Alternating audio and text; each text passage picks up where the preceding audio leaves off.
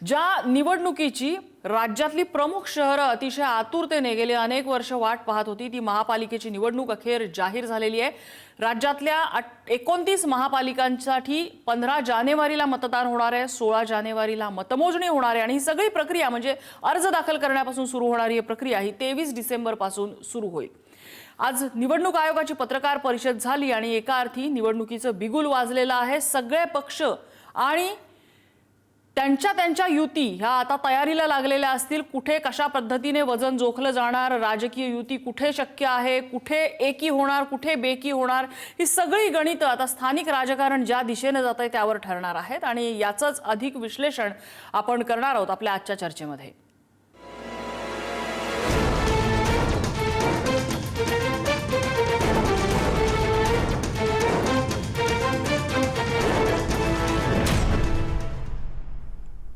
आणि या संदर्भात चर्चेत आपल्यासोबत सहभागी होत आहेत पुढारीच्या मल्टीमीडिया संपादक मृणालिनी नानिवडेकर, पुणे आवृत्तीचे दैनिक पुढारीचे पुणे आवृत्तीचे निवासी संपादक सुनील माळी सर आपल्यासोबत आहेत, संभाजीनगर दैनिक पुढारीच्या संभाजीनगर आवृत्तीचे कार्यकारी संपादक विनोद काकडे सर आपल्यासोबत आहेत आणि ठाणे वार्ताचे संपादक ठाणे वैभवचे संपादक मिलिंद बल्लाळ हे अगदी काही वेळात आपल्यासोबत चर्चेत सहभागी होतील। मी सुरुवातीला नानिवडेकर मॅडमकडे जाते। मृणालिनी मॅम, आता जी प्रक्रिया आपण एकूण बघतोय 23 तारखेला ढोबळ ही प्रक्रिया सुरू होईल सगळी अर्ज भरण्यापासून आणि ते 15 तारखेला मतदान आणि 16 तारखेला निकाल। एकूण प्रचारासाठी मिळणारा वेळ, एकी बेकी स्थानिक राजकारण पाहता ही निवडणूक कसं बघायचं या निवडणुकीकडे? गेल्या 7 वर्षांपासून महाराष्ट्रामध्ये स्थानिक स्वराज्य संस्थांच्या निवडणुका झालेल्या नाहीत। हो, मुंबई हे महानगर आहे, या महानगराच्या गरजा वेगळ्या आहेत। याच धर्तीवर पुणे, पिंपरी चिंचवड आहे, कल्याण डोंबिवली आहे, नागपूर आहे। इथे निवडणुका होत आहेत त्याही सर्वोच्च न्यायालयाच्या आदेशानुसार हे लक्षात घेतलं पाहिजे। हो, अर्थातच निवडणुका संधी घेऊन येते ज्यांना नगरसेवक व्हायचंय त्यांच्यासाठी। खरंय, त्यांच्यासाठीची संधी ही राजकीय पक्षांसमोरचं आव्हान आहे, कारण प्रत्येकाला मोठं व्हायचं असल्यामुळे जागा वाटप कसं होणार यावर महायुती आणि महाविकास आघाडी यावर भर देणार आहे। महाराष्ट्राच्या राजकारणात गेल्या 6-7 वर्षांपासून जो काय संघर्ष सुरू आहे तो संघर्ष खऱ्या अर्थाने मुंबई महानगरपालिकेवर झेंडा कोणाचा या निर्णयानंतर थांबणार आहे। या निर्णयामध्ये एकनाथ शिंदे यांचा शिवसेना पक्ष आपल्या बरोबर असावा असा भाजपने निर्णय घेतलेला आहे। मुंबईचा जो काय सामना असेल महानगरपालिकेचा तो महाभारतापेक्षा कमी नसेल। खरंय, शिंदे यांच्या 44 नगरसेवकांसह ते मुंबईमध्ये मातोश्रीला धक्का देऊन बाहेर पडले। आमदारांची संख्या तर माहितीच आहे, पण मुंबईचा मराठी माणूस शिंदेबरोबर आहे की मातोश्री बरोबर याचा एक निकाल लागणार आहे। दुसरं, मुंबई ही बहुभाषिक आहे, त्यामुळे इथे भाजपनी निर्माण केलेलं विकासाचं स्वप्न बहुभाषकांना आवडतंय का पुन्हा मराठीचा मुद्दा गाजतोय हा एक विषय राहील। मुंबई बरोबर परिसराच्या विकासाची मोठी स्वप्न देवेंद्र फडणवीस दाखवत आहेत आणि हा देवेंद्र फडणवीस यांच्या कारभाराबद्दलचा रेफरेंडम पण राहणार आहे। अगदी भारतीय जनता पक्षाला कोणताही धोका पत्करायचा नाही म्हणून त्यांनी शिंदेंना बरोबर ठेवलेलं दिसतंय। पिंपरी चिंचवडमध्ये शक्य नाही म्हणून अजितदादा आणि आम्ही वेगळे लढू असंही ते सांगतायत। त्यामुळे भाजपच्या चाणाक्षपणाला महाविकास आघाडी एकत्रित किंवा वेगवेगळी कशी पुरून उठते आणि ठाकरे ब्रँड दोन्ही बंधू एकत्र आल्यानंतर चालू शकतो का, या 2 महत्वाच्या प्रश्नांना राजकीय दृष्ट्या या निवडणुकीत सामोरं जावं लागणार आहे। अगदी आपल्यासोबत मिलिंद बल्लाळ सुद्धा आहेत, संपादक आहेत ठाणे वैभवचे। बल्लाळ सर, ठाण्यामधलं राजकारण कुठल्या दिशेनं सध्या चाललेलं आहे? विशेषतः नाईक आणि शिंदेमधला जो काही कोल्ड वॉर चालू आहे ते सगळं पाहता। सर, तुमचा माईक म्यूट आहे, तेवढा फक्त अनम्यूट करा।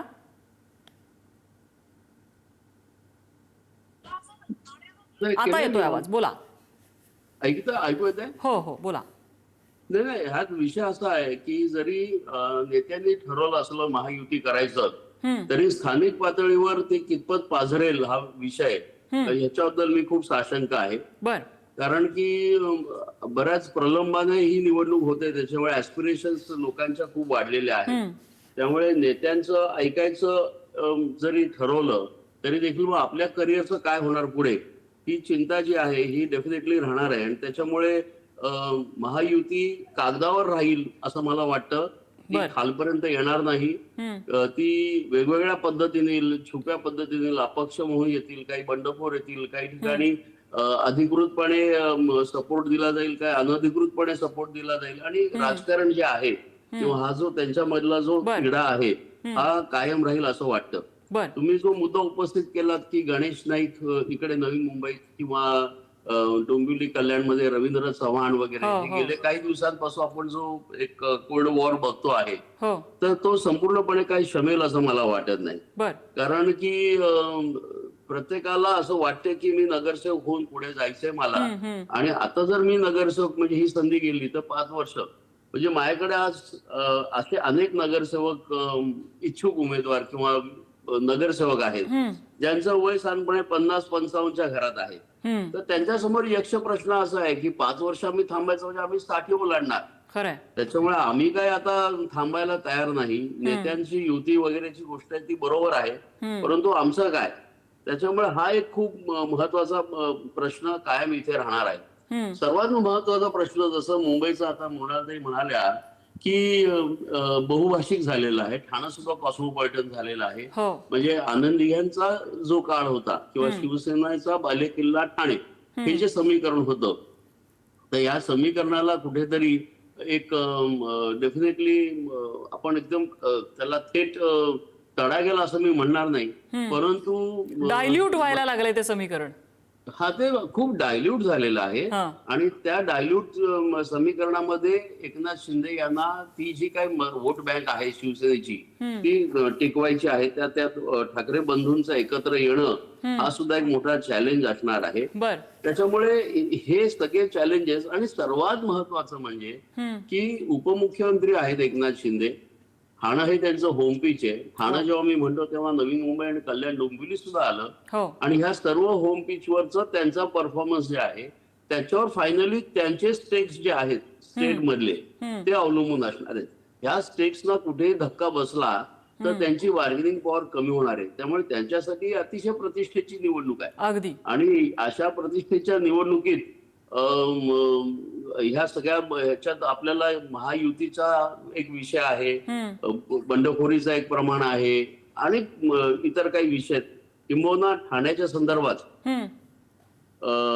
जे विकासाची आता कामं चालू आहेत तर ती विकासाची कामं लोकांपर्यंत घेऊन जाण्याचा जो विषय आहे तो कितपत झालेला आहे. कारण अजून एक म्हणजे ओव्हरऑल मुद्दा आहेच. आपण नुकतंच नगर परिषदेचं बघितलं की विकासाच्या मुद्द्यावर ही निवडणूक लढवणार की अर्थकारण राजकारण हे सगळं पॅरलल जाणार हाही मुद्दा आहे. बल्ला सर, मी येते पुन्हा आपल्याकडे. आपल्यासोबत सुनील माळी आहेत, आमच्या दैनिक पुढारीच्या पुणे आवृत्तीचे निवासी संपादक आहेत. माळी सर, आत्ताच मुख्यमंत्र्यांनी वक्तव्य केलेलं आहे की पुणे आणि पिंपरी चिंचवडमध्ये आमची आणि अजित पवारांची युती होणार नाही. हे त्यांनाही माहिती आहे, आम्हालाही माहिती आहे. त्याच्यामुळे त्यांनी पिक्चर क्लिअर केलेलं आहे.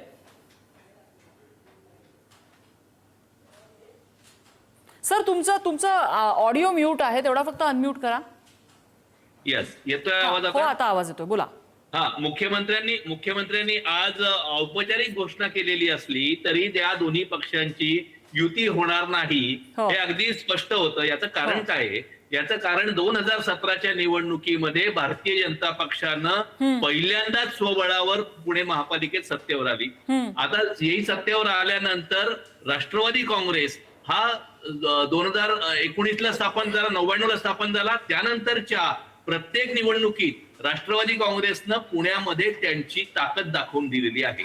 म्हणजे 2000 आपण बघू, 2002ची निवडणूक असेल, 2007ची निवडणूक असेल, 2017ची 12ची निवडणूक असेल आणि 17ची निवडणूक असेल, या सगळ्या निवडणुकीत राष्ट्रवादी काँग्रेसने त्यांची ताकद दाखवली आहे. आणि बऱ्याच वेळेला हा पक्ष सत्तेत होता, 2017चा काळ वगळता.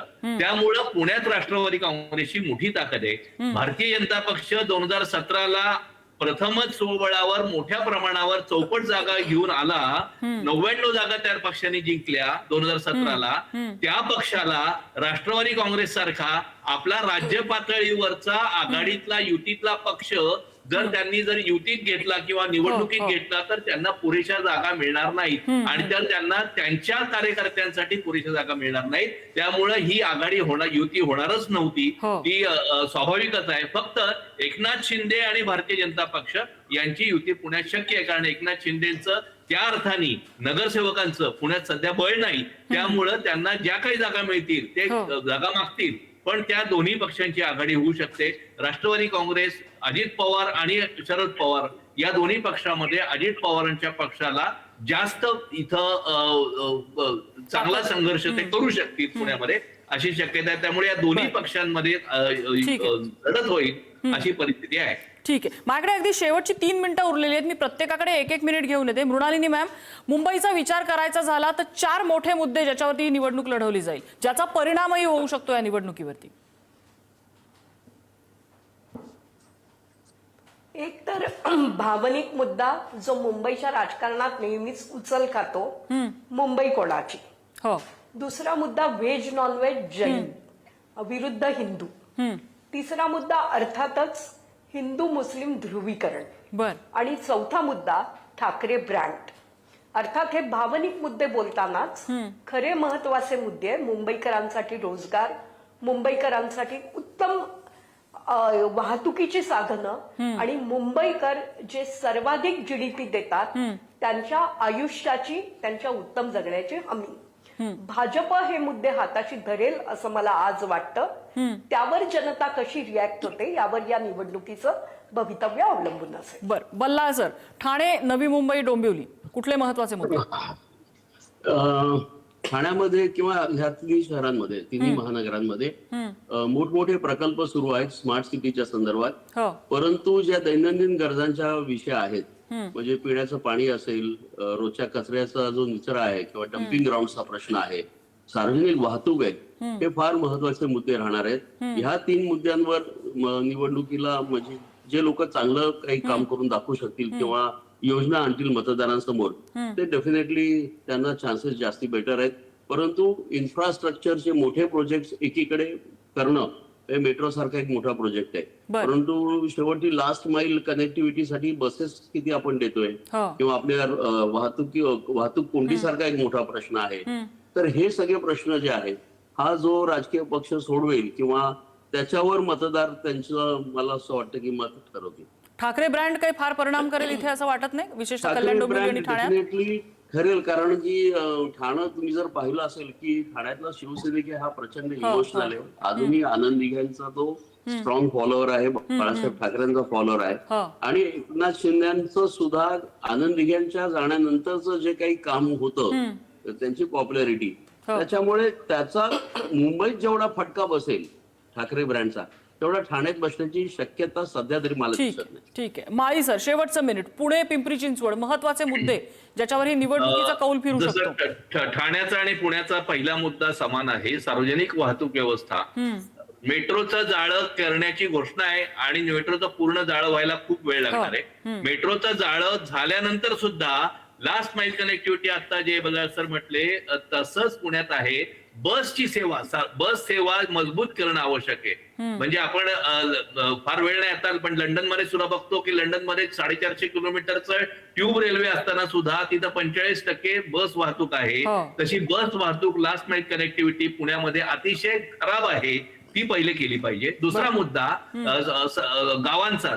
32 गावं आता पुणे महापालिकेच्या हातीत आली आहेत. या 32 गावांमध्ये पायाभूत सुविधा पुरवण्यासाठी अत्यंत गरज आहे, पण पायाभूत सुविधांसाठीचा निधी राज्य सरकारने द्यायला पाहिजे आणि या सगळी गावं महापालिकेकडे पाहता येणं अत्यंत महत्वाचा मुद्दा पुण्याच्या दृष्टीनं या निवडणुकीत ठरणार आहे. तिसरा मुद्दा पाण्याच्या कोट्याचा प्रश्न आहे की पाण्याचा कोटा आज पुणे महापालिका 22 टीएमसी आमच्या घनफूट पाणी वापरतं, पण कोटा 14 टीएमसी मंजूर आहे. त्यामुळे तो कोटा वाढवणं, भविष्य काळातल्या पाण्याच्या दृष्टीनं योजना आखणं, समान पाणी पुरवठा योजना योग्यरित्या राबवणं, या 3-4 अत्यंत महत्वाचे जे विषय आहेत ते विषय पुण्याच्या या निवडणुकीवर ऐरणीवर राहतील आणि या पक्षांकडनं, सर्व पक्षांकडनं त्याचाच परामर्श घेतला जाईल. अगदी. आणि हे सगळे मुद्दे आता समोर आलेले आहेत. याही पलीकडे इतर महापालिका आहेत, तिथलं स्थानिक राजकारण, तिथल्या होणाऱ्या त्यांच्या स्थानिक युती, आणि ज्याला सांगितलं की संघर्ष अगदी ग्रासरूट लेवल पर्यंत आला तर होणाऱ्या मैत्रीपूर्ण लढती, हे सगळं चित्र स्थानिक पातळीवरती कसं फिरवतात हे आपल्याला बघायला लागेल. 23 डिसेंबर पासून ही अर्ज भरण्याची प्रक्रिया सुरू होते. ते अगदी 15 तारखेला मतदान आणि 16 तारखेला निकाल. महापालिकांचं काय होणार हे अगदी थोड्याच दिवसामध्ये स्पष्ट होणार आहे. चर्चेसाठी आपल्याला सगळ्या मान्यवरांनी वेळ दिला, सगळ्यांचे आभार. आजचा धुळा इथेच थांबतोय.